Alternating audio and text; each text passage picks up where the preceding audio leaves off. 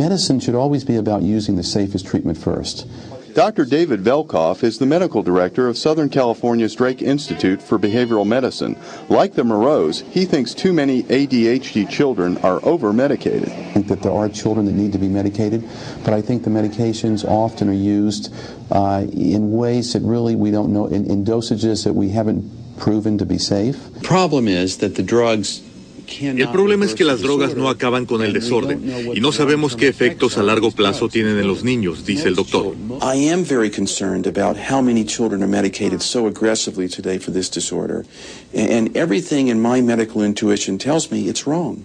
That we don't have long-term studies on the effectiveness and safety of these drugs. These patients are very bright, but they can't perform up to their full capacity. It's not that they don't want to, but they can't.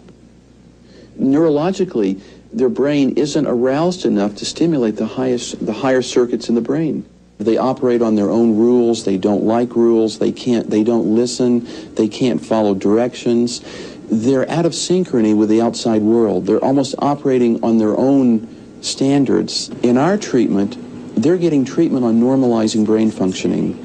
And when they do it enough times, the brain begins to just renormalize its patterns, and it works that way all the time without any more treatment. So it not only can reverse the disorder, which the drugs don't do, but it greatly enhances the child's self-esteem and self-confidence because they're performing as well as the other kids without medication any longer. You learn how to focus and concentrate and produce brain waves that reflect our brain is shifting to a faster speed rather than needing a drug to speed up the brain, because most of the drugs that are used for ADD are basically speed. With practice, Velkoff says, the process becomes automatic. He claims success for 3 out of 4 patients. Our longest follow-up is 8 years. If you have attention deficit disorder and you're symptom-free for 3 months, 6 months, a year, you don't have attention deficit disorder any longer. It's a comprehensive treatment program. It's not just neurofeedback, as powerful as it is not a standalone treatment. If we didn't work with parents here and work with teachers, we never would help children to the degree that we do.